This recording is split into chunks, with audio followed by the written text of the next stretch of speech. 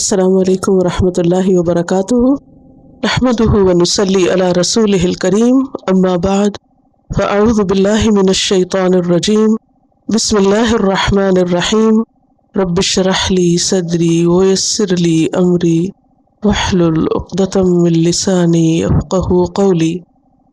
آیت نمبر 74 سے 82 تک، آیت 74 to 82۔ کچھ سمپل روٹس کر لیتے ہیں، پھر اس کے بعد الفاظ کی وضاحت۔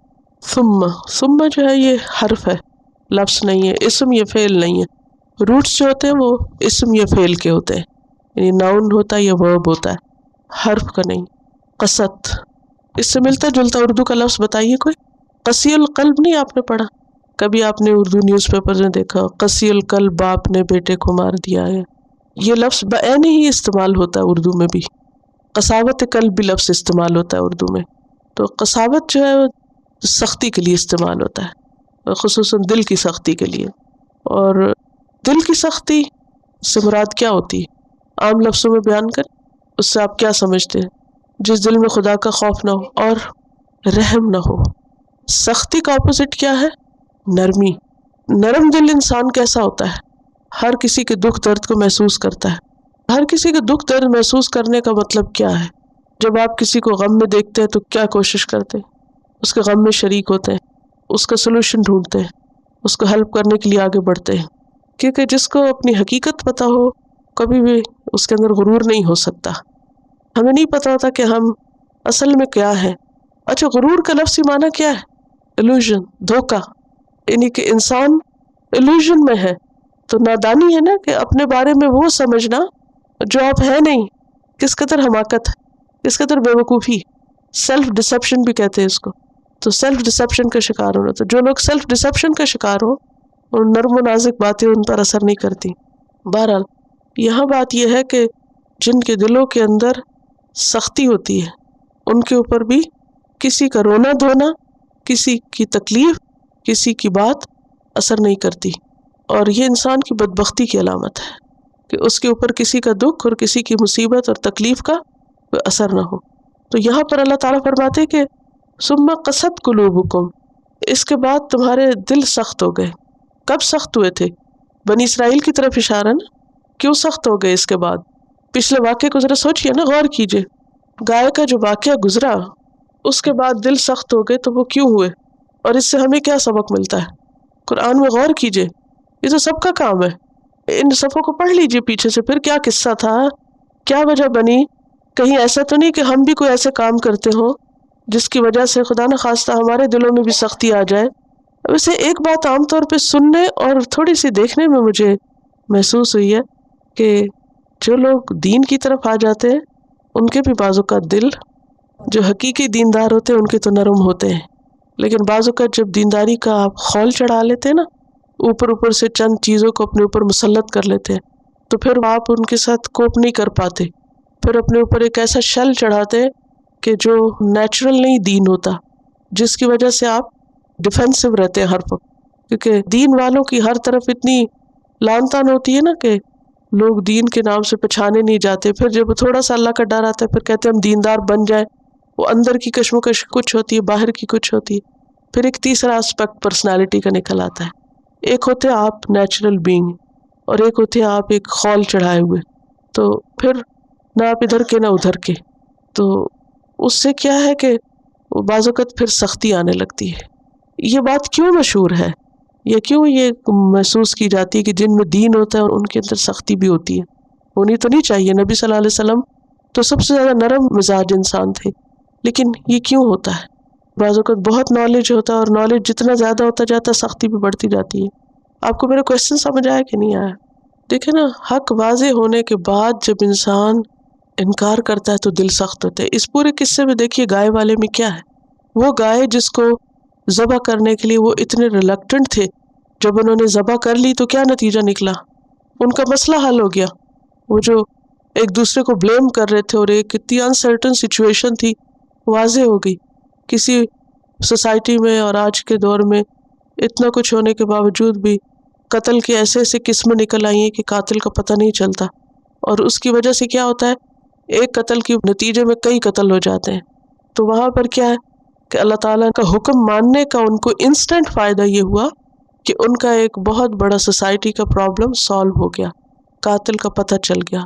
آپس کی جو خانہ جنگی تھی، سول وار تھی نا، this was kind of civil war. فَادَّارَأْتُمْ فِيهَا، ایک دوسرے کو بلیم کریں، اس سے لڑ رہا ہے، اس کو جھگڑ رہا ہے، اس کو مسٹرسٹ ڈیولپ ہو جاتا ہے سوسائٹی کے اندر. ہر ایک دوسرے کے اوپر کیا کر رہا ہوتا ہے؟ شک کر رہا ہوتا ہے کہ یہ اس نے کیا ہوگا، وہ کہتا نہیں انہوں نے کیا ہوگا. وہ طرح طرح کی باتیں ہونے لگتی ہیں، اور اس میں اللہ کی طرف سے اتنی بڑی ہیلپ ہونا کہ قاتل کا پتہ چلا، سب کام ڈاؤن ہو گئے. تو وہ ٹرسٹ بحال ہو گیا نا، کہ وہ ایک دوسرے کے بارے میں جو غلط سوچ رہے تھے وہ ٹھیک ہو گیا. اب ہونا کیا چاہیے تھا کہ وہ اللہ تعالیٰ کے شکر گزار ہوتے یا نہیں، اور اطاعت گزار ہوتے، لیکن انہوں نے کیا کیا؟ انکار کر دیا. اس کا نتیجہ کیا ہوا؟ دل اور سخت ہو گئے. ثم قست قلوبکم، تو قست کا جو روٹ ہے قاف سین واو ہے. قلوب جو ہے یہ کس کی جمع ہے؟ قلب کی. من بعد ذالک فہی کالحجارۃ، روٹ کیا ہے؟ جیم را حجر. او اشد، اشد کا روٹ کیا ہے؟ شین دال دال، شد مد یہ بیسی سے اشد. قسوتاً اگین قاف سین واو اس کا روٹ ہے. وَإِنَّ مِنَ الْحِجَارَةِ لَمَا يَتَفَجَّرُ، يَتَفَجَّرُ کا روٹ کیا ہے؟ فاجیم را فجر. فجر کس کو کہتے ہیں؟ بڑے پیمانے پر پھٹنا. منہ الانہار، انہار کس کی جمع ہے؟ نہر کی. نون ہارا. وَإِنَّ مِنْهَا لَمَا يَشَّقَّقُ، يَشَّقَّقُ کس سے ہے؟ شین قاف قاف شق. شق، شق کس کو کہتے ہیں؟ پھٹ پڑنا، کریک ہونے کو. وَيَخْرُجُ مِنْهُ الْمَاءُ، يَخْرُجُ خاراجیم شابش، منہ الماء. وَإِنَّ مِنْهَا لَمَا يَهْبِطُ، يَهْبِطُ کا روٹ کیا ہے؟ ہا باطا. من خشیت اللہ، خشیہ کا روٹ کیا ہے؟ خاشین یا خشیہ. وَمَا اللَّهُ بِغَافِلٍ، غین فا لام غفلہ. غافل کس کے وزن پر ہے؟ فاعل کے وزن پر ہے. اما تعملون، اما کس کا مجموعہ ہے؟ ان اور ما کا. تعملون عین میم لام. افتطمعون کا روٹ کیا ہے؟ قا میم عین طمع. طمع کس کو کہتے ہیں؟ لالچ، امید. ان یؤمنوا حمزہ میم نون لکم وقد کان فریق فارا قاف. منہم یسمعون، روٹ کیا ہے؟ سین میم عین سمع. کلام اللہ، کلام کاف لام میم. ثم یحرفونہ، یحرفون کا روٹ کیا؟ حرف، حرف اسی سے، حرف کہتے کنارے کو. من بعد ما عقلوہ، عقلوہ کا روٹ کیا نظر آ رہا ہے؟ عین قاف لام عقل سے. وہم یعلمون عین لام میم علم سے. واذا لقوا لام قافیہ. الذین آمنوا قالوا کس سے ہے؟ قاف واو لام قول سے بات. آمنا حمزہ میم نون سے. واذا خلا، خلا کس سے؟ خا لام واو سے خلو. پیچھے پڑا بعدہم الی بعد. قالوا قاف واو لام سے. میں چاہتی یہ ہوں کہ سورۃ البقرہ کے ساتھ آپ لوگ اپنے پاؤں پہ کھڑے ہو جائیں اور الفاظ کو خود انالیسس کر سکے، ان کے ڈیپتھ کو جا سکے، کیونکہ موسٹلی جو پورے قرآن میں الفاظ ہیں ان کی میجورٹی جو ہے وہ سورۃ البقرہ کے اندر موجود ہے. اگر آپ پوری محنت سے سورۃ البقرہ کمپلیٹ کر لیں گے، باقی قرآن مجید پھر آپ کے لیے مشکل نہیں رہے گا. ٹھیک ہے، الفاظ کی تھوڑی وضاحت دیکھیں گے، اس کے بعد تفسیر ہوگی. ثم قست قلوبكم من بعد ذلك فهي كالحجارة او اشد قسوة. ثم پھر، قست قاف سین واو، قسا یقسو قساوت، سخت ہونا. قساوت اس موٹائی کو کہتے ہیں، یعنی کسی چیز کے تھک ہونے کو، موٹا ہونے کو، یعنی موٹائی جس میں سختی بھی ہو اور کرختگی بھی ہو. عام معنوں میں سخت ہو گئے. قلوبکم تمہارے دل، قلوب قلب کی جمع ہے، اور کم سے مراد بنی اسرائیل ہے. من بعد ذالک، اس کے بعد یعنی اس واقعے کے بعد جو پچھلی آیات میں گزر چکا. فہیہ پس وہ کیا؟ دل. پس وہ دل کالحجارتی پتھر کی طرح. کا معنی مانند، طرح پیچھے بھی پڑھ چکے ہیں، اور حجارہ پتھر. وہ دل پتھروں کی طرح ہو گئے، یعنی سختی میں. او کے دو معنی ہوتے ہیں، دو طرح استعمال ہوتا ہے او. ایک ہے متصلہ اور ایک ہے منقطع. یہ ٹرمز بے شک یاد نہ رکھیں، لیکن آئندہ کہیں جا کے آپ کو سمجھنے میں زیادہ فائدہ ہوگا. متصلہ یعنی پچھلے سے متعلق، جڑا ہوا، تو اس صورت میں ترجمہ ہوگا یا. اور منقطع کا معنی کٹا ہوا، الگ، یعنی الگ سے بات ہو رہی، اس صورت میں معنی ہوگا بلکہ. تو یہاں پر زیادہ مناسب معنی بل ہے، بلکہ. وہی کالحجارۃ، تو وہ دل پتھروں کی طرح ہو گئے سخت، او بلکہ اشد، زیادہ شدید. اشد اسم تفضیل ہے، شدید ترین کا معنی ہے. اردو میں بھی اشد کا لفظ استعمال ہوتا ہے، اشد ضرورت ہے، پڑھا ہوگا آپ نے. قسوتاً، سختی کے لحاظ سے. قسا یقسو کا مصدر ہے یہ. وَإِنَّ، اور بے شک، من الحجارت، پتھروں میں سے. لا ما، لا البتہ، تاکید کے لیے. ما جو، یتفجر، روٹ ہے فا جیم را، فجر. تفجر یتفجر سے، تفجر کہتے ہیں پھوٹنے کو، پھوٹ پڑنے کو. فجر بھی ایک طرح سے اندھیرے میں سے پھوٹ پڑتی، پھوٹنا، جاری ہونا. پھوٹ پڑتے ہیں منہ، اس سے. کس سے؟ پتھر سے. کیا؟ الانہار، دریا. نہر کی جمع، نہر اور دریا دونوں کے لیے استعمال ہوتا ہے، ریورز اس میں سے پھوٹ نکلتے ہیں. وَإِنَّ، اور بے شک، منہا، ان میں سے یعنی پتھروں میں سے. لما، البتہ جو، یشقق، شک ہو جاتے ہیں. شق یشق، شک کہتے ہیں سپلٹ اوپن ہونے کو، پھاڑنا، چیرنا، پھٹنا، کریک ہونا. شق القمر کا لفظ آپ نے پڑھا ہوگا، سینہ شک ہو گیا، پھٹنے کے معنوں میں آتا ہے. یشقق، پھٹ پڑتے ہیں. فیخرج، پھر نکل آتا ہے. خرج یخرج، خراجیم، خرجا، خروج، اخراج. منہ، اس سے. کس سے؟ اس پتھر سے. الماء، پانی، اس میں سے پانی نکل آتا ہے جو وہ پھٹتا ہے. وَإِنَّ، اور بے شک، منہا، ان میں سے یعنی پتھروں میں سے. لما، البتہ جو، یہبط، گر پڑتے. پیچھے پڑا یہ لفظ کہاں؟ اہبطو، شابش. حبط یہبط، حبوط کا معنی ہوتا ہے اوپر سے نیچے آنا، فال ڈاؤن. من سے، خشیت، خا شین یا، خشیہ یخشا سے، ڈرنا. خوف اور خشیت میں فرق ہوتا ہے. خوف تو عام معنی ہے، اور خشیت کہتے ہیں اس ڈر کو جس میں علم بھی ہوتا ہے، وہ ڈر جو علم پر مبنی ہوتا ہے، بیسڈ اپون نالج. خشیت اللہ، اللہ کے ڈر سے. وما اللہ، اور نہیں ہے اللہ، بغافل، غافل. با جو ہے یہ زائد ہے، کیوں آتی ہے زائد؟ تاکید کے لیے. غافل کس کے وزن پر ہے؟ فاعل کے وزن پر. اردو میں بھی لفظ غافل استعمال ہوتا ہے، لا علم ہونا.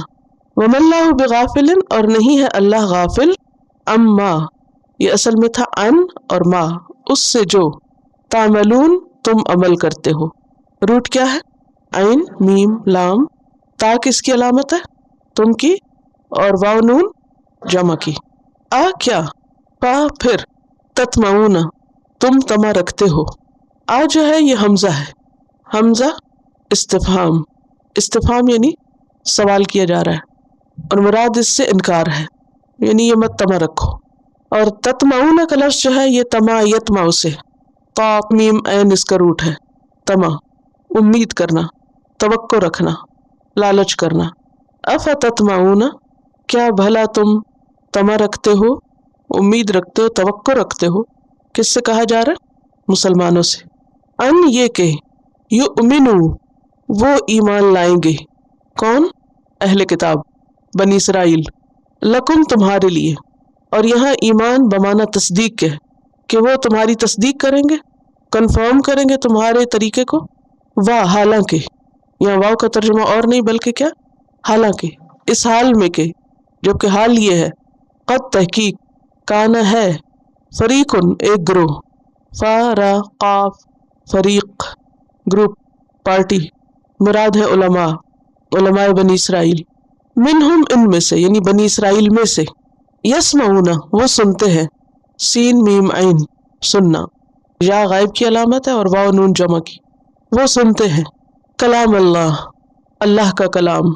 اور اللہ کے کلام سے مراد یہاں پر تورات ہے، یا پھر وہ کلام جو کوہ سینا کے اوپر اللہ سبحانہ و تعالیٰ نے موسیٰ علیہ السلام سے کیا، اور یہ وہاں سن رہے تھے، جو 70 لوگ وہاں پر گئے تھے، پیچھے پڑ چکے ان کے بارے میں. ثم، پھر. یحرفونہ، وہ اسے ڈسٹارٹ کر دیتے ہیں، اس میں تحریف کر دیتے ہیں. یحرفون، حرف یحرف تحریف، حرف اس کا روٹ ہے، لفظی معنی ہوتا ہے تبدیل کرنا، کسی چیز کو ایک جانب مائل کر دینا۔ حرف اصل میں کنارے کو کہتے ہیں، لفظی معنی حرف کا کیا ہوتا ہے؟ کنارہ۔ تو حرف یحرف تحریف کا معنی اس کو کنارے پہ کر دیتے، یعنی ایک طرف کر دیتے ہیں، یعنی ایک طرف جھکا دیتے ہیں۔ مراد اس سے کیا، اسے بگاڑ دیتے ہیں، اس کو موقع محل سے پھیر دیتے ہیں، اصل معنی سے پھیر دیتے ہیں، منمانے مطلب نکال لیتے ہیں، اللہ کے کلام کو اپنی خواہشات کے مطابق ڈھالنے کی کوشش کرتے ہیں۔ اور تحریف جو ہوتی ہے یہ دو طرح کی ہوتی ہے، ایک ہوتی ہے لفظی اور ایک ہوتی ہے معنوی، یعنی لفظوں میں تبدیلی کر دیتے ہیں۔ اس کی مثال کیا ہے؟ مثلا قرآن پاک میں آتا ہے کلم اللہ موسیٰ تکلیما، اللہ نے کلام کیا موسیٰ علیہ السلام سے جیسے کلام کیا جاتا ہے۔ تو اس کو اگر کوئی یوں پڑھے کلم اللہ موسیٰ تکلیما، ہو کی بجائے ہا کر دے اگر، تو یہ تحریف کر دی، اس نے لفظ میں تبدیلی کر دی۔ اصل میں کیا تھا؟ کلم اللہ، اور اس نے کیسے کیا؟ کلم اللہ۔ تو معنی کیا ہوگا؟ کلام کیا اللہ سے موسیٰ نے، اصل میں کیا اللہ نے کلام کیا تھا، اور اس طرح کیا معنی بن جاتا ہے؟ موسیٰ نے کلام کیا، کلام کرنے والے موسیٰ ہو گئے۔ یہ بظاہر دیکھنے میں تو وہی چیز نظر آ رہی ہے، صرف زبر پیش کا فرق ہے، لیکن معنی میں فرق ہو گیا۔ موسیٰ نے کلام نہیں کیا تھا، کس نے کلام کیا تھا؟ اللہ نے کلام کیا تھا۔ یہ تحریف کی مثال ہے، کون سی؟ لفظی۔ اور معنوی تو بہت عام ہے، یعنی معنی کو کچھ سے کچھ بنا دینا، تعویلیں کرنا، منمانے مطلب نکال لینا، یعنی ایسا معنی کرنا جو عربی لغت کے اعتبار سے درست نہ ہو۔ ثم یحرفونہ، پھر وہ اس کو پھیر دیتے ہیں، من بعد، اس کے بعد، ما جو، عقلوہ، انہوں نے سمجھ لیا اس کو۔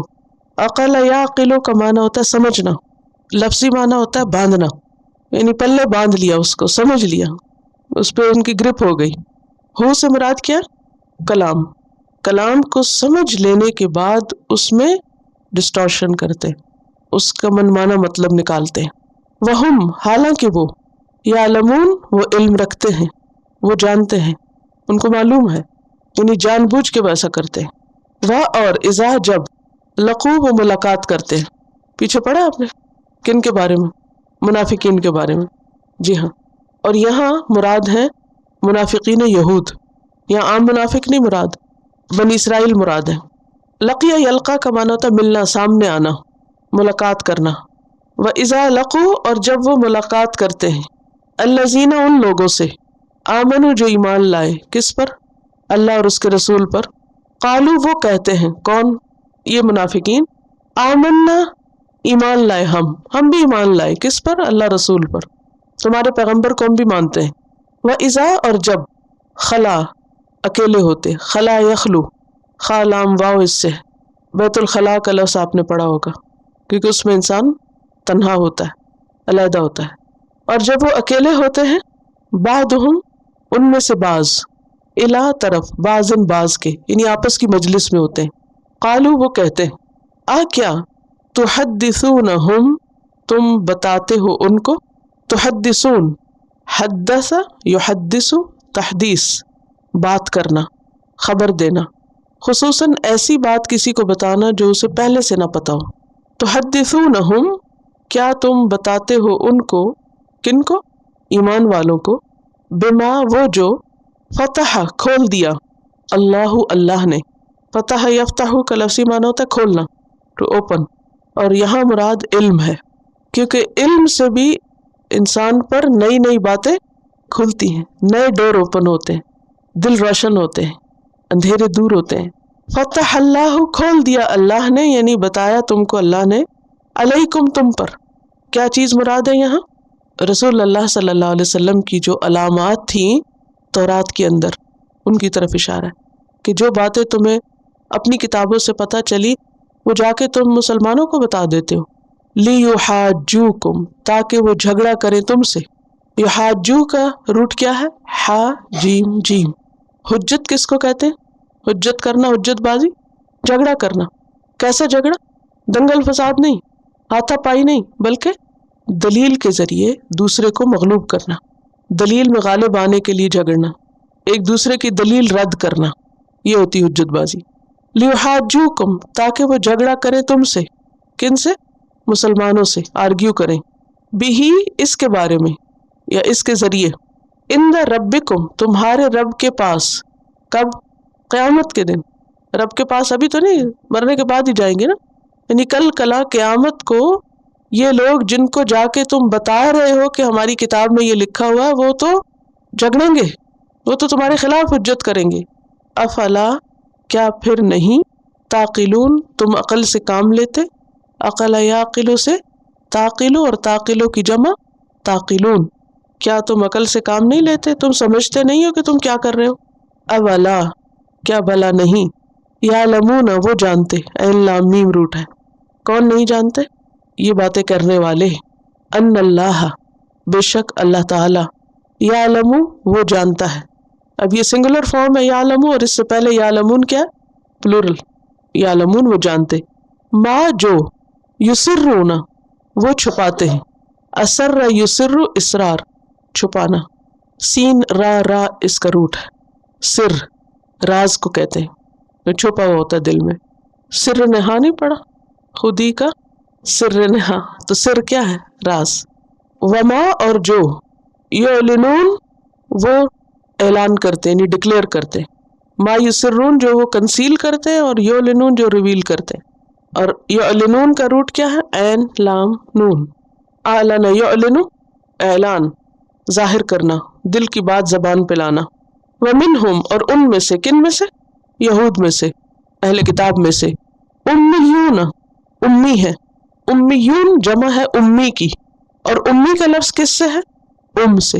ام کس کو کہتے ہیں؟ ماں کو۔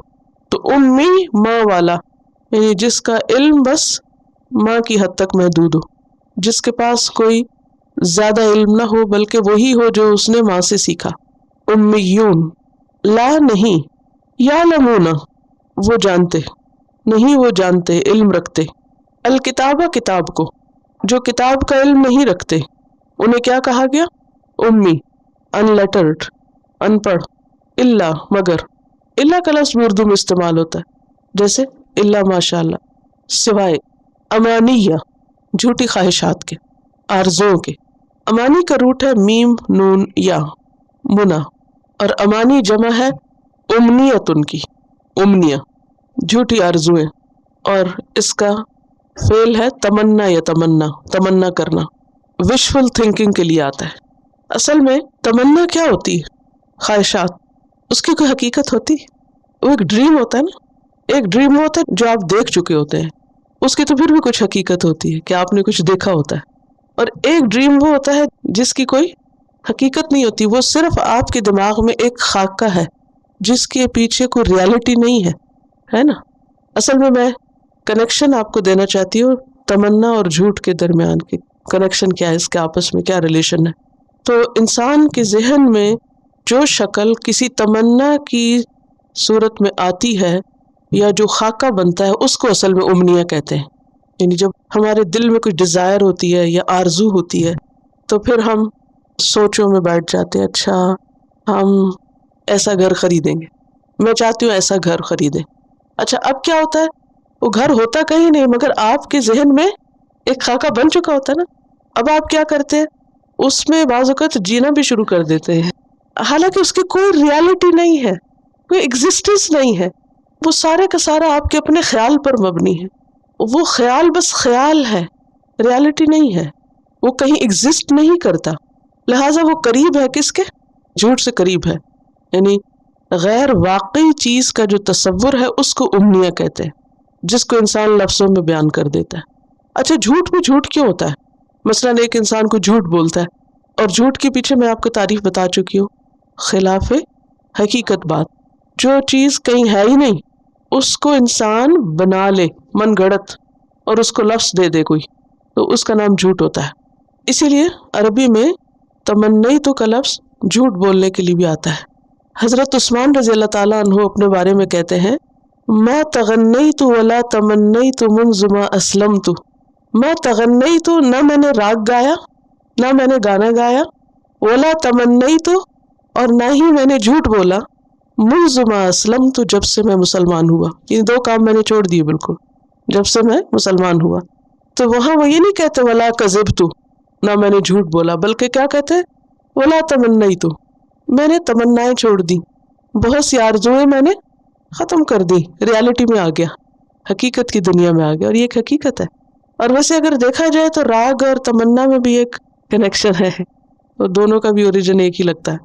تو امانیہ، ان کے پاس سالڈ نالج نہیں ہے، کیا ہے، تمنائیں اور آرزوئیں، بس ایک خیالی دنیا میں رہتے ہیں، عقیدے کے بارے میں، آخرت کے بارے میں، ایمان کے بارے میں کوئی یقینی بات، کوئی حقیقی چیز نہیں ہے ان کے پاس، بلکہ کیا ہے، صرف خیالات ہیں، تمنائیں ہیں۔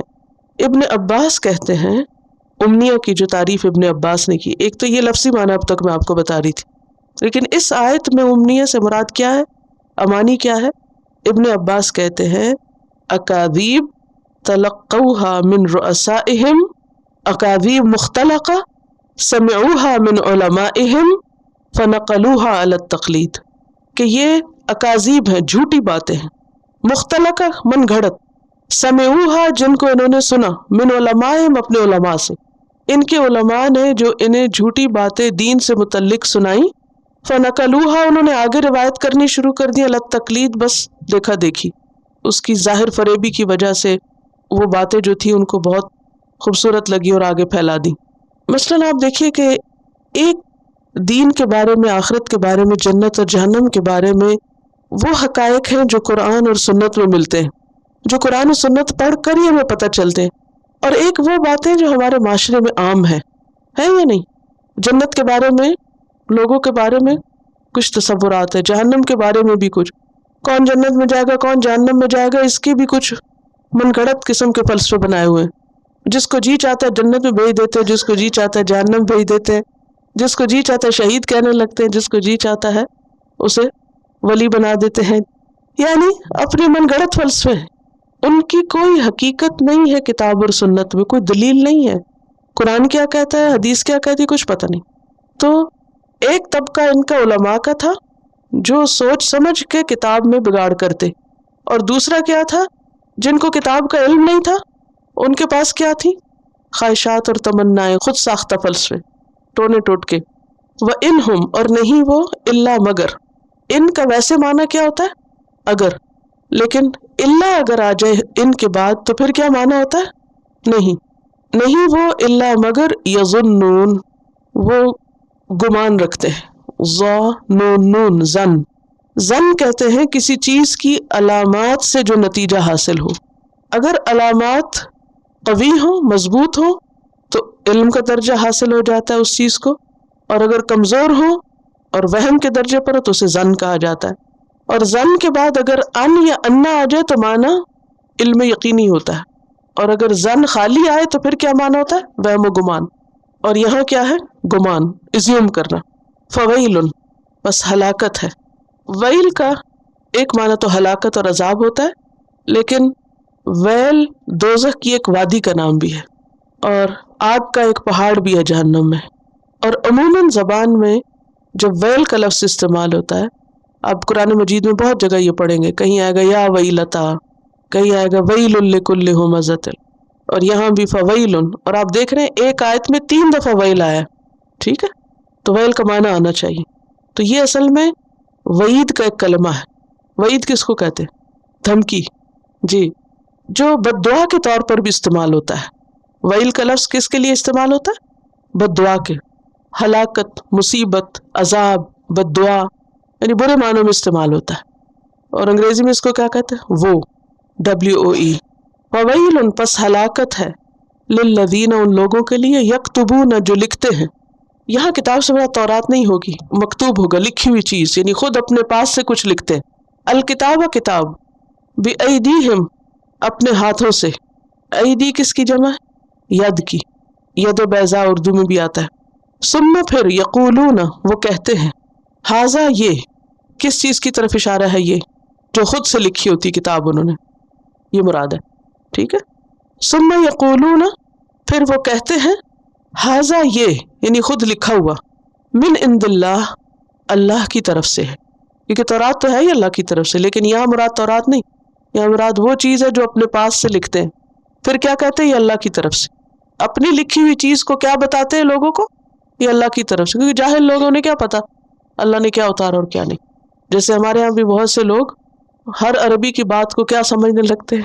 قرآن اور حدیث. یہ جہالت کی وجہ سے ہوتا ہے نا. لیشترو، تاکہ وہ خرید لیں. یشترو، اشترا، یشتری کا معنی ہوتا ہے ایکسچینج کرنا، تبادلہ کرنا. خریدنا اور بیچنا دونوں معنی ہوتا ہے.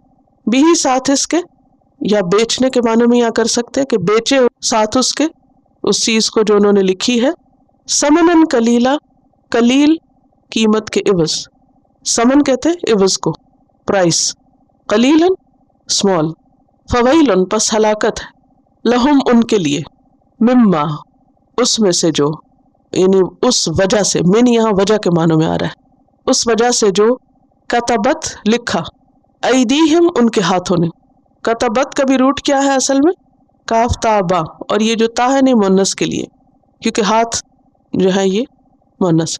وویلن اور ہلاکت ہے، لہم ان کے لیے، مما اس وجہ سے جو، یکسبون وہ کمائی کرتے ہیں. کسب یکسب کمانا، ارتکاب کرنا. اور کسب اس کمائی کو کہتے ہیں جو کسی فائدے کو حاصل کرنے کے لیے کی جائے. کسب کیسی کمائی؟ جس سے کوئی فائدہ حاصل کرنا، اپنے لیے ہو یا دوسرے کے لیے ہو، حلال ہو یا حرام ہو، اچھا ہو یا برا ہو، ہر طرح کی کمائی کو کسب کہا جاتا ہے. اور کاسب کون ہوتا ہے؟ محنت مزدوری کرنے والا. وقالو اور انہوں نے کہا، کنہوں نے؟ یہود نے. لن ہرگز نہیں، تمسنا، مسا یمسو سے ہے چھونا، مس میم سین سین ٹچ کرنا. تمسنا چھوئے گی ہم کو، النار آگ، اللہ سوائے، ایامن دنوں کے، ایام جمع ہے کس کی؟ یوم کی. معدودہ گنتی کے، عدہ یا عدو سے گنتی کے چند دن. قل کہہ دیجئے، اتخذتم کیا تم نے بنا رکھا ہے، لے رکھا ہے. اتخذ یتخذ اتخاذ سے بنانا، اہتمام سے پکڑنا. عند اللہ اللہ کے ہاں، عہدن کوئی عہد، کووننٹ، کیا تم نے اللہ کے ہاں کوئی وعدہ پکا کر رکھا ہے. فلن پس ہرگز نہیں، یخلفا خلاف کرے گا. اخلف یخلف اخلاف، خلاف ورزی کرنا. اللہ اللہ، عہدہ اپنے وعدے کی، اللہ اپنے وعدے کو نہیں توڑے گا. اور یخلف کا روٹ کیا ہے؟ خالام فا، خلف. خلف کس کو کہتے ہیں؟ پیچھے، پس پش ڈالنا یعنی بھلا دینا. ام یا، ام کے دو کون سے معنی ہوتے ہیں؟ یا اور دوسرا بل، بلکہ، متصلہ اور منقطع. یہاں بھی بل کے معنی میں. ام تقولون، بل تقولون بلکہ تم کہتے ہو، اللہ اللہ پر، یعنی اللہ کے خلاف، ما جو لا نہیں، تعلمون تم علم رکھتے. عین لام میم. بلا کیوں نہیں، بلکہ، من جو بھی، کمائے گا. کسبہ کا کیا معنی؟ کمانا. کیسا؟ اچھا یا برا، یعنی کچھ بھی حاصل کرنے کے لیے. سیئۃً برائی، سا یسوء سے، سوء برا، سیئہ برائی، یعنی برے اعمال کمائے گا مراد ہے. وَأَحَاطَتْ و اور احاطہ، احاطہ یحیط احاطہ، ہا واو طا اس کا روٹ ہے، پیچھے پڑا یہ روٹ. واللہ محیط بالکافرین، احاطہ کرنا، انکمپس کرنا، گھیرے میں لے لینا. احاطت گھیر لے بھی اس کو، خطیئتہ اس کی خطا. خطیئہ ایک ہوتا ہے خطا اور ایک ہوتا ہے خطیئہ. خطا کی جمع خطایا ہوتا ہے اور خطیئہ کی جمع خطیات ہوتا ہے. مراد ہے سن، گناہ. فاولئک پس یہی لوگ، کون لوگ؟ جو کمائی کرے بری، برے کام کرے. اصحاب ساتھی ہیں، اصحاب جمع ہے صاحب کی، اور صاحبہ کا معنی ہوتا ہے دیر تک کسی کے ساتھ لگے رہنا. النار آگ کے، ہم وہ، فیہا اس میں، کس میں؟ آگ میں. خالدون ہمیشہ رہنے والے. خالدون کس کی جمع؟ خالد کی. کس کے وزن پر؟ فاعل کے وزن پر. والذین اور وہ لوگ، آمنو جو ایمان لائے، وعملوا اور انہوں نے عمل کیے، الصالحات اچھے نیک، صالحات ان کی جمع. اولئک یہی لوگ، اصحاب ساتھی ہیں، صاحب کی جمع، الجنت جنت کے، ہم وہ، فیہا اس میں، کس میں؟ جنت میں، خالدون ہمیشہ رہنے والے ہیں. تفسیر دیکھیں. ثم قست قلوبکم پھر سخت ہو گئے دل تمہارے اے بنی اسرائیل، اللہ کی نشانیاں دیکھنے کے بعد، اپنے سامنے مردے کو زندہ ہوتے دیکھنے کے بعد، جب تمہارے رویے نہ بدلے، تم نے اللہ کی نعمتوں کی قدر نہ کی، تو پھر تمہارے دل سخت ہو گئے۔ کسی بھی آسمانی کتاب کی حامل امت کے دل سخت کب ہوتے ہیں؟ جب وہ اللہ کی بات کو اہمیت نہیں دیتے، اللہ کی طرف سے آئی ہوئی نشانیوں پر غور نہیں کرتے۔ پیچھے ہم پڑھ چکے ہیں کہ ان کی آنکھوں کے سامنے جب گائے ذبح کی گئی اور اس گائے کا ایک ٹکڑا مقتول کے جسم پر مارا گیا تو مقتول اٹھ کر بیٹھ گیا۔ یہ ایک بہت بڑا معجزہ تھا، کوئی معمولی بات نہیں تھی۔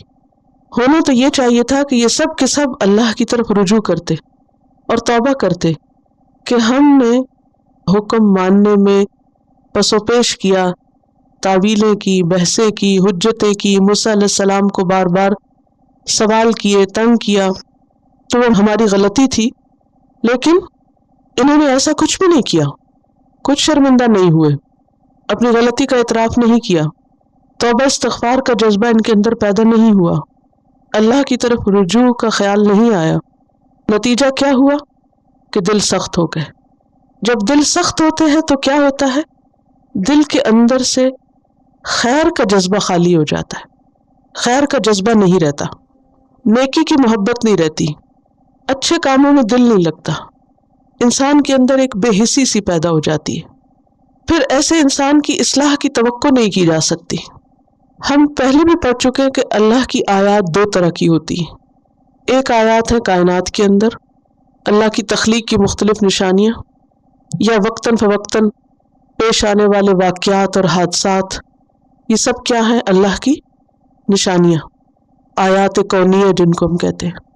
مثلاً کسی زلزلے کا آنا، طوفان کا آنا، تیز آندھی اور ہوا کا آنا، یہ سب کیا ہے؟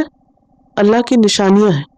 اس طریقے سے اللہ تعالیٰ بندوں کی توجہ اپنی طرف مبذول کراتے ہیں، یعنی غیر معمولی واقعات بھی کیا ہیں؟ دراصل اللہ کی نشانیاں۔ نبی صلی اللہ علیہ وسلم کا طریقہ کیا تھا؟ جب ایسے حالات ہوتے تو کیا کرتے؟ ذرا آندھی تیز ہوتی تو فوراً اللہ کی طرف رجوع کرتے، سورج گرہن اور چاند گرہن کے موقع پر کیا کرتے؟ اللہ کی طرف رجوع کرتے، بارش نہ ہوتی تو اللہ کی طرف رجوع کرتے، بارش تیز ہوتی تو اللہ کی طرف رجوع کرتے۔ جو دل نرم ہوتا ہے، جس دل میں خیر ہوتی ہے، اللہ کی محبت ہوتی ہے، اللہ کی طرف رجوع ہوتا ہے، وہ ہر نشانی دیکھنے پر کیا کرتا ہے؟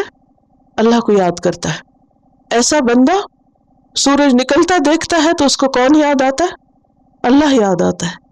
سورج غروب ہوتا ہے، کیونکہ سورج کا طلوع اور غروب ہونا بھی اللہ کی نشانیوں میں سے ہے۔ وہ ستارے دیکھتا ہے تو اس کو اس کا رب یاد آتا ہے، ہوائیں چلتی ہیں تو اس کا رب یاد آتا ہے۔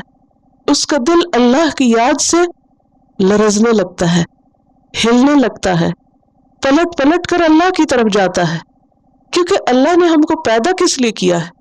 اپنی عبادت کے لیے۔ ایسا بندہ دنیا میں جیتا ہے کس طرح؟ وہ کھاتا بھی ہے، پیتا بھی ہے، سوتا بھی ہے، جاگتا بھی ہے، وہ گھومتا پھرتا بھی ہے، وہ خرید و فروخت بھی کرتا ہے، مگر اس کا دل ہر وقت اللہ کی یاد سے بھرا ہوا ہوتا ہے، اس کے دل میں اللہ کی محبت ٹھاٹھے مار رہی ہوتی ہے۔ یہ ہوتا ہے نرم دل ہونا۔ اور اس کے برعکس ایک دوسرا دل ہوتا ہے، اور وہ کیا ہے؟ سخت دل۔ آسمان ٹوٹ پڑے، زمین پھٹ پڑے، ہوائیں طوفان آئے، لوگ مر جائیں، کچھ ہو، اس کے دل پہ کوئی اثر نہیں، وہ اللہ کی طرف راغب نہیں ہوتا۔ وہ اس موقع پر بھی کیا کرتا ہے؟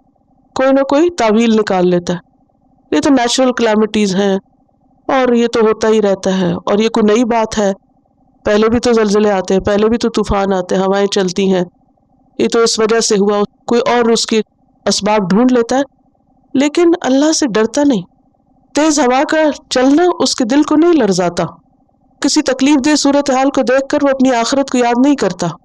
ایسا شخص کیسا ہے؟ سخت دل ہے۔ تو آیات کی دوسری قسم ہوتی ہے قرآن کی آیات۔ نرم دل لوگوں کا حال کیا ہوتا ہے کہ جب ان کے سامنے اللہ کی آیات پڑھی جاتی ہیں تو ان کے دل کیسے ہوتے ہیں؟ جیسے نجاشی کے سامنے جب سورۃ مریم پڑھی گئی تھی تو کیا ہوا؟ ان کی آنکھیں آنسوؤں سے چھلک رہی تھی. نرم دل لوگ اللہ کا کلام سنتے ہیں، پڑھتے ہیں تو ان کے دل لرز اٹھتے ہیں، ان کی آنکھیں آنسوؤں سے بھر جاتی ہیں، ان کے دل میں اللہ کی محبت اور زیادہ جوش مارنے لگتی ہے، اور یہ انسان کی خوش قسمتی کی علامت ہوتی ہے. اس کے برعکس بدقسمتی اور بدبختی کیا ہے کہ کسی کو اللہ کی بات سنائی جائے اور وہ آگے سے کہ سو واٹ، یہ کون سی نئی بات ہے، اور وہ اس میں حجتیں کرنے لگے اور بحثیں کرنے لگے. تو یہ انسانیت کے درجے سے گرا ہوا ہونا ہے. ایسا انسان نہیں. اس کے بارے میں کیا ہے؟ آگے مثال سے بات سمجھائی گئی ہے. ثم قست قلوبکم، پھر تمہارے دل سخت ہو گئے کیونکہ تم نے اللہ کے حکم کے بارے میں بحثیں کی، اس سے تمہارے اندر بے حسی ہو گئی. تم نے مقتول کو اٹھ کے بیٹھتے دیکھا اور تم نے اللہ کا شکر ادا نہ کیا کہ کتنے بڑے فتنے سے اللہ نے تم کو نکالا. تو اللہ کے احسانات اور معجزے دیکھنے کے بعد بھی تم نہ پلٹے تو دل سخت ہو گئے. کتنے سخت؟ فَهِيَ كَالْحِجَارَةِ، پتھروں کی طرح سخت. کیونکہ جتنی بھی چیزیں ہم جانتے ہیں ان میں پتھر سب سے سخت ہوتے ہیں، حتیٰ کہ لوہے سے بھی سخت، کیونکہ لوہا بھی آگ سے پگھل جاتا ہے، مگر پتھر جو ہے وہ پھٹ تو پڑتے ہیں، ٹوٹ جاتے ہیں، مگر پگھلتے نہیں ہیں، جھکتے نہیں ہیں. کہا کہ پتھروں کی طرح، او اشد قسوہ، یا پتھروں سے بھی بڑھ کے سخت، بلکہ پتھروں سے بھی زیادہ سخت ہو گئے. اور پتھروں کی کئی قسمیں ہوتی ہیں نا، ان میں سب سے سخت ترین قسم کیا ہے؟ ڈائمنڈ. تو یعنی اس کی بھی جو آخری حد ہے سختی کی، اس تک تم پہنچ گئے. یعنی معمولی سختی نہیں بلکہ شدید سختی، شدید بے حسی، بے خوفی، بے پرواہی. وَإِنَّ مِنَ الْحِجَارَةِ، اور بے شک پتھروں میں سے لَمَا يَتَفَجَّرُ مِنْهُ الْأَنْهَارُ، ایسے ہوتے ہیں جن سے دریا پھوٹ پڑتے ہیں، دریا نکلتے ہیں. آپ نے دیکھا ہوگا کہ بہت سے دریاؤں کا جو اوریجن یا سورس ہوتا ہے وہ پہاڑی علاقے ہوتے ہیں، اور مختلف چشمے رستے رہتے ہیں مختلف پتھروں کے اندر سے، اور پھر وہ سارے مل کے اکٹھے ہوتے ہوتے کس کا روپ دھار لیتے؟ دریا کا روپ دھار لیتے. اچھا، دریا کے کس قدر فائدے ہوتے ہیں؟ دریاؤں سے انسان بھی فائدہ اٹھاتے، اس سے کھیتی باڑی بھی ہوتی ہے، یعنی پانی لگتا ہے فصلوں کو، اس سے جانور بھی فائدہ اٹھاتے. تو یہ دریا جو اتنے فائدے کا ہے، اس کا سورس کیا تھا؟ پیچھے سے پتھروں سے نکل کے آ رہا ہے، پہاڑوں سے نکل کے آ رہا ہے، اور یہ اتنے فائدے کا ہو گیا. وَإِنَّ مِنْهَا، اور بے شک ان میں سے لَمَا يَشَّقَّقُ، ایسے بھی ہوتے ہیں کہ وہ شک ہو جاتے ہیں، سپلٹ اوپن ہو جاتے ہیں. وَيَخْرُجُ مِنْهُ الْمَاءُ، تو وہاں سے پانی نکلنے لگتا ہے. یعنی دریا جتنا تو نہیں لیکن پھر پانی آ جاتا ہے. کئی جگہ ایسی ہوتی ہے نا جس کے نیچے پانی ہوتا ہے، یعنی زمین کے اندر پانی ہوتا ہے لیکن وہ سامنے کیوں نہیں ہوتا؟ کیونکہ اوپر ایک ہارڈ چٹان ہوتی ہے، یہ سخت زمین ہوتی ہے. کوئی زلزلہ آتا ہے یا کوئی وجہ ہوتی ہے تو اس میں کریک ہو جاتے ہیں، اور جب کریک ہوتے ہیں تو کیا ہوتا ہے؟ وہ جو پانی نیچے رکا ہوا تھا پتھر کے پیچھے، وہ نکل کے باہر آنے لگتا ہے. کہا کہ پتھر بھی کریک ہو جاتے ہیں، ان میں سے بھی پانی نکل آتا ہے، خیر نکل آتی ہے. اور جیسے حضرت موسیٰ علیہ السلام نے عصا مارا تھا تو کیا ہوا تھا؟ اس میں سے کئی چشمے نکل آئے تھے، شک ہوا تھا نا، پھٹ گیا تھا اور پھر نکل آیا. وَإِنَّ مِنْهَا لَمَا يَهْبِطُ مِنْ خَشْيَةِ اللَّهِ، اور بے شک ان میں سے ایسے بھی ہوتے ہیں جو اللہ کے ڈر سے گر پڑتے ہیں، جس کو عام معنوں میں ہم لینڈ سلائڈنگ کہتے ہیں. ہم نے دیکھا ہوگا کہ بعض پتھر اوپر سے لڑھک کر نیچے آ جاتے ہیں. اچھا، ہم تو دیکھتے ہیں کہ جی ہاں وہ پتھر لڑھک آیا اوپر سے، ہوا وجہ بتا دی یا کوئی زلزلہ بتا دیا، لیکن اللہ سبحانہ وتعالیٰ کیا فرماتے ہیں کہ ان پتھروں کے گرنے کی کیا وجہ ہوتی ہے؟ ان کے اندر بھی اللہ کا ڈر ہوتا ہے. پتھر بھی اللہ سے ڈرتے ہیں، ان کے اندر بھی ایک سینس ہے. لیکن جو انسان نشانیاں دیکھ کر پھر اللہ کی طرف رجوع نہیں کرتا، اس کا دل خوف خدا سے خالی ہوتا ہے، اس کے اندر کوئی عاجزی نہیں ہوتی، اس پر کوئی اثر نہیں ہوتا کسی چیز کا، اس سے کوئی خیر نہیں نکلتی. تو ٹھیک ہے، جو تم کرتے ہو کر لو. وَمَا اللَّهُ بِغَافِلٍ عَمَّا تَعْمَلُونَ، اللہ غافل نہیں ہے اس سے جو بھی تم عمل کر رہے ہو. تمہارے اعمال سے اللہ بخوبی واقف ہے کہ تم کیسی کیسی ہٹ دھرمی دکھا رہے ہو دین کے معاملے میں اللہ کے احکام کے سامنے، کہ جھک کر نہیں دیتے، سمجھ کے نہیں دیتے، اطاعت نہیں کرتے۔ تو اس آیت سے ہمیں بہت سے سبق ملتے ہیں، بہت سی چیزیں ہمارے سامنے آتی ہیں۔ پہلی بات تو یہ ہے کہ یہاں بنی اسرائیل کو ملامت کی جا رہی ہے کہ انہوں نے اللہ کی نعمتوں کی قدر نہیں کی، اللہ تعالیٰ کے احکامات کی پاسداری نہیں کی۔ پھر ہمیں یہ پتہ چل رہا ہے کہ بعض انسان پتھروں سے بھی زیادہ سنگ دل ہوتے ہیں، پتھروں کے اندر بھی خیر ہوتی ہے، لیکن ایسے انسان خیر سے بالکل خالی ہوتے ہیں۔ اور جو سنگ دل لوگ ہوتے ہیں نا، ان کا دل ایسا سخت ہوتا ہے کہ اللہ کی طرف رجوع کرنے کے علاوہ وہ کسی بندے کے ساتھ بھی کوئی بھلا سلوک نہیں کر پاتے۔ وقتی طور پر اگر کریں گے بھی تو کسی مطلب سے کریں گے، ورنہ کسی بندے کے لیے بھی ان کے دل میں کوئی نرمی نہیں ہوتی۔ کسی کا دکھ، تکلیف، بیماری ان پر کوئی اثر نہیں کرتی، وہ ٹس سے مس نہیں ہوتے۔ کوئی ان کے سامنے رو رو کے مر جائے، وہ ایک آنسو نہیں پوچھیں گے آپ کا۔ ایسے لوگ بھی ظالم ہوتے ہیں۔ وہ بیمار ہو تو دوا کا نہیں پوچھیں گے، کوئی مر جائے تو تعزیت نہیں کریں گے، دعا نہیں کریں گے ان کے لیے۔ تو بعض پتھروں میں خیر ہوتی ہے، لیکن جب انسان بدترین ہوتا ہے تو پھر پتھروں سے بھی گیا گزرا ہو جاتا ہے۔ قرآن پاک میں ایک اور جگہ پر ہمیں بتایا گیا کہ بعض لوگ جانوروں سے بھی بدتر ہوتے ہیں۔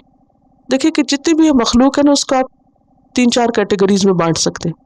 جیسے ایک ہے جمادات، جمعی چیزیں جیسے پتھر وغیرہ، ایک ہے نباتات جیسے درخت وغیرہ ہیں، پودے، ایک ہے جانور ہیں، مویشی، اور ایک ہے انسان، پھر ہے ملائکہ، پھر ہے جنات۔ تو یہ مختلف کیٹیگریز ہیں جو اللہ کی کریشن ہے، اس کی موٹی موٹی آپ اس کی تقسیم کر سکتے۔ تو جو بے حس لوگ ہوتے ہیں، بے عقل بے شعور لوگ ہوتے ہیں، کبھی قرآن مجید میں ان کو پتھروں سے بدترین قرار دیا گیا اور کبھی جانوروں سے بدترین قرار دیا گیا۔ پھر وہ اسفل سافلین ہوتے ہیں، گئے گزرے لوگ ہوتے ہیں، اللہ کی نظر میں ان کی کوئی وقت اور قدر و قیمت نہیں ہوتی۔ اسی لیے قیامت کے دن جب ان کو آگ میں ڈالا جائے گا تو پیچھے آپ پڑھ چکے ہیں کہ وہ آگ کیسی ہوگی، اس میں کون کون جلائے جائیں گے؟ وقودها الناس والحجارہ، انسان اور پتھر ساتھ جلیں گے تاکہ انہیں احساس ہو کہ وہ کس درجے پہ زندگی بسر کر رہے تھے۔ اس میں ہمارے لیے بہت بڑا سبق ہے۔ ہم سب کو اپنے دلوں کی حالت کا جائزہ لینا چاہیے، اور اپنے دل کی حالت کا ہم خود ہی جائزہ لے سکتے ہیں، کوئی اور تو میرا دل نہیں بتا سکتا نا اندر سے کیا ہے۔ تو ہم سب کو اپنا اپنا احساس خود کرنا چاہیے، اور اپنے آپ سے پوچھنا چاہیے کہ جب میں کسی حادثے کی خبر سنتی ہوں، کسی کے مرنے کی خبر سنتی ہوں، کسی جنگ کی خبریں پڑھتی ہوں، تو کیا میں صرف دا نیوز کر کے سنتی پڑھتی ہوں یا اس سے کوئی عبرت بھی لیتی ہوں؟ جتنی زیادہ انفارمیشن ٹیکنالوجی نے ترقی کی ہے، انسانوں کے دل اتنے ہی سخت ہوتے گئے۔ اور اب آپ دیکھیں کہ بعض اوقات بچوں کی گیمز میں کس قدر قتل و غارت ہوتی، دیکھا ہوگا آپ نے اپنے گھروں میں بھی بچوں کو کھیلتے، اور ایسی ایسی قتل و غارت کہ وہ مار رہے ہیں، کاٹ رہے ہیں، اور خون بہہ رہا ہے، یہ کچھ، اور بچے اس پہ ہنس رہے ہیں۔ کس قدر بگاڑ ہے، کس قدر فتنہ ہے، بھلے خیالی صحیح، لیکن سین تو اتنے ہولناک ہوتے ہیں۔ اور پھر سوئسائڈ بامبنگ سے جو بے شمار لوگوں کے پرکھچے اڑ جاتے ہیں، تو نارمل بات ہوگی لوگوں کے لیے، جیسے کوئی بات ہی نہ ہو۔ دنیا کے مختلف ممالک میں جو جنگیں ہو رہی ہیں، کس کس طریقے سے انسانوں کو ختم کیا جا رہا ہے، کیسے کیسے ٹارچرز ہیں، لیکن یہ سارے واقعات اور ان سب چیزوں کو ہم کس طرح دیکھتے ہیں، کیسے سنتے ہیں؟ نیوز، وہ کیا ہے بس ہمارے لیے دا نیوز، اور ڈیلی پڑھتے ہیں، سنتے ہیں اور بس رکھ دیتے ہیں، ایک دفعہ بھی منہ سے استغفار نہیں نکلتا۔ اب اس کا یہ مطلب نہیں کہ ہم ہر واقعے کے ساتھ خود مرنے لگے، لیکن یہ سارے فتنے فساد کو دیکھ کر ایٹ لیسٹ کیا ہونا چاہیے؟ اللہ کی طرف رجوع، اپنی حد تک ہم توبہ استغفار کریں اور ایسے فتنوں سے پناہ مانگیں، اور اس بگاڑ اور اس فساد کی اصلاح کے لیے اپنے طور پر جو کچھ کر سکتے ہیں کریں۔ پھر اسی طرح اللہ کی جو مختلف نشانیاں ہیں، جیسے چاند گہن لگا تو آپ کے ایک بیٹے کی وفات ہوئی، تو لوگوں نے اس کو کنیکٹ کر لیا اور کہا کہ یہ چاند گہن آپ کے بیٹے کی وفات کی وجہ سے ہوا ہے، تو آپ نے فرمایا نہیں، یہ اللہ کی نشانیوں میں سے ایک نشانی ہے۔ تو ایسی نشانیاں دیکھ کر جو طریقہ ہمیں سنت میں بتایا گیا ہے وہی اختیار کرنا چاہیے کہ فوراً اللہ کی طرف رجوع کرنا چاہیے۔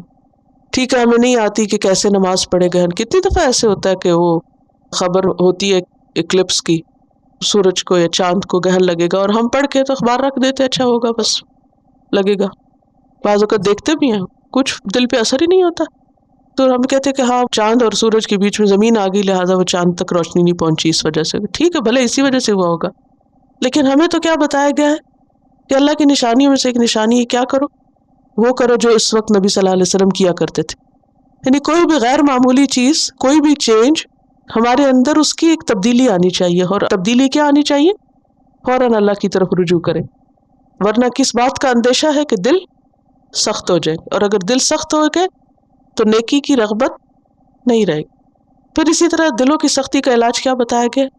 ایک شخص نے اپنے دل کی سختی کی شکایت کی تو آپ نے فرمایا کہ یتیم کے سر پہ ہاتھ رکھو۔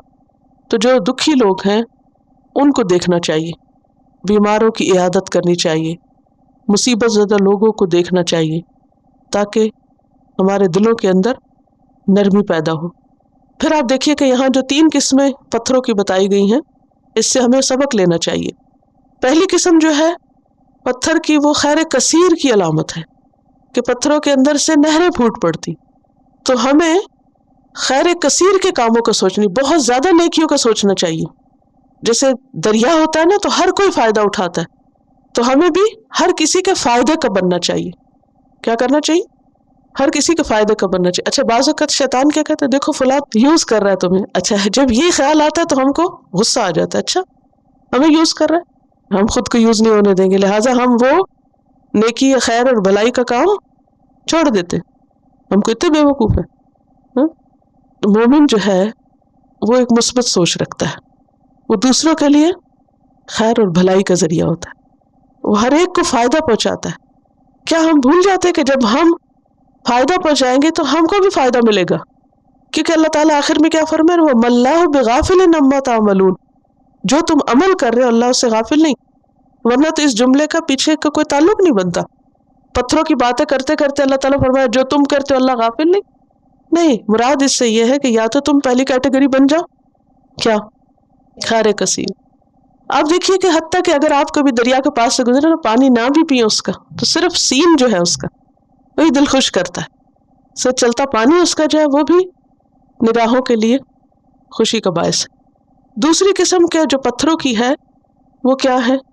یخرج منہ الماء، بس پانی نکلتا ہے اس سے، اور پانی جو ہے زندگی کی علامت ہے، اور ہمارے پاس سے بھی زیادہ بڑے کام نہیں تو کم از کم ہم لوگوں کے لیے پانی بن جائیں، جو کسی پیاسے کی پیاس بجھا دے اور کسی بے علم کو علم دے دے اور دوسروں کے لیے سکھ اور سکون کا باعث بن جائے۔ پانی کیا کرتا ہے؟ پانی صاف بھی کرتا ہے، پانی پیاس بھی بجھاتا ہے، پانی اگاتا بھی ہے، زندگی کا سامان ہے۔ تو اگر ہمارا دل نرم ہے تو ہمیں انسانوں کے لیے، مخلوق کے لیے اور کچھ نہیں تو پانی کی طرح بن جانا چاہیے کہ ان کی زندگی کا سامان بن جائے۔ تیسری قسم جو ہے وہ عاجزی کی علامت ہے۔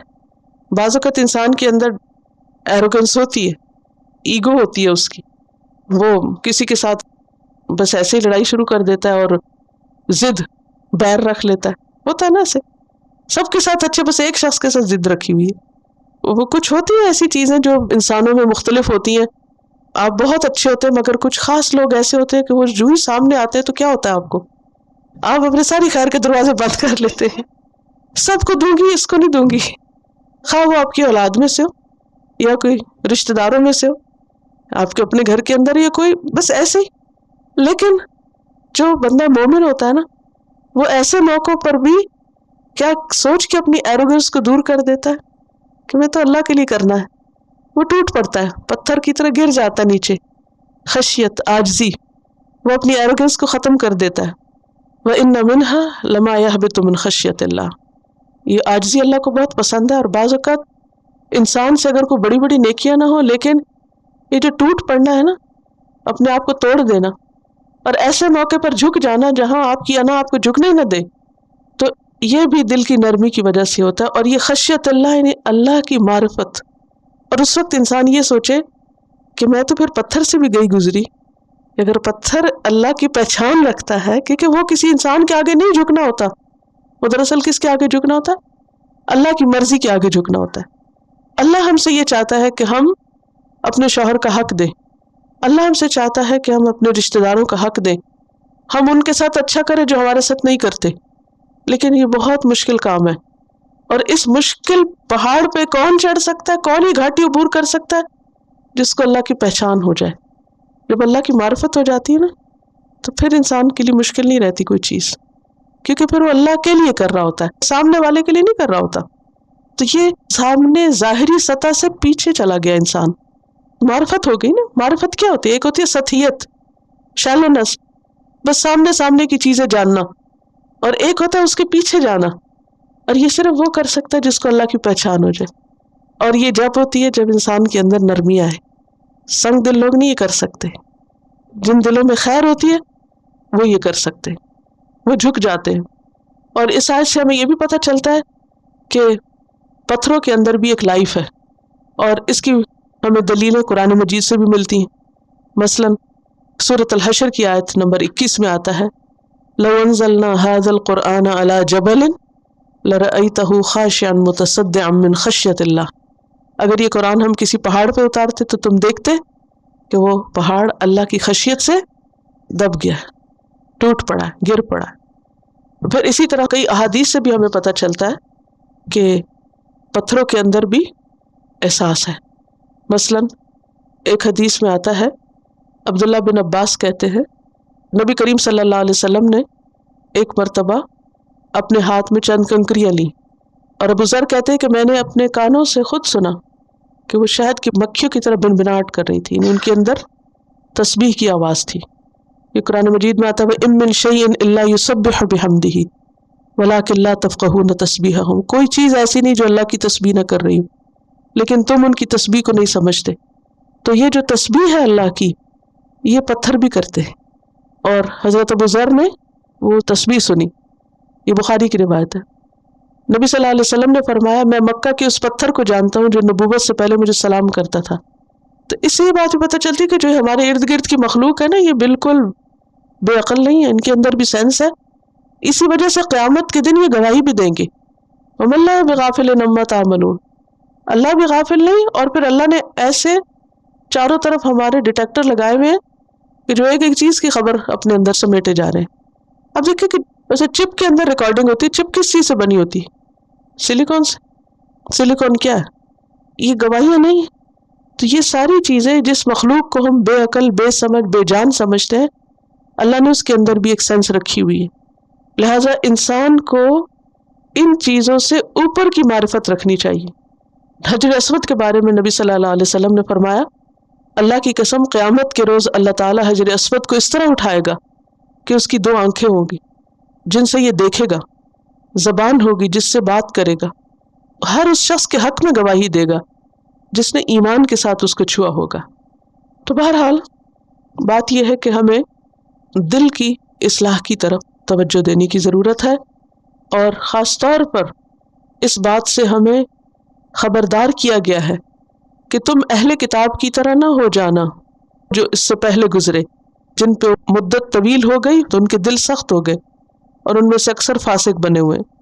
تو بات یہ ہے کہ اللہ کی اطاعت کے لیے، فرما برداری کے لیے، زندگی کا مقصد پورا کرنے کے لیے ضروری ہے کہ انسان کا دل اللہ کی طرف جھکا ہوا ہو اور انسان کے دل کے اندر نرمی ہو. کیا سمجھ میں آئے؟ کس چیز کی ضرورت ہے ہمیں؟ دل کی اصلاح کی ضرورت ہے، دل کی طرف توجہ کرنے کی ضرورت ہے. ہم میں سے ہر شخص اپنے اپنے دل کا جائزہ لے اور دل کی سختی سے پناہ مانگنی چاہیے. اور دل نرم ہوگا، دل مائل ہوگا تو بڑے بڑے کام بھی آسان ہو جائیں گے، اور اگر دل سخت ہوگا تو چھوٹا سا کام بھی، چھوٹی سی نیکی بھی مشکل ہو جائے گی. اور دل کی نرمی کس چیز سے ہوتی ہے؟ ایک طرف اللہ کی آیات میں غور و فکر کرنے سے، اور دوسری طرف انسانوں کے ساتھ اور کمزور اور بیمار اور مصیبت زدہ انسانوں کے ساتھ ہمدردی کا سلوک کرنے سے. وآخر دعوانا ان الحمد للہ رب العالمین. سبحانک اللہم وبحمدک نشہد ان لا الہ الا انت نستغفرک ونتوب الیک. السلام علیکم ورحمۃ اللہ وبرکاتہ.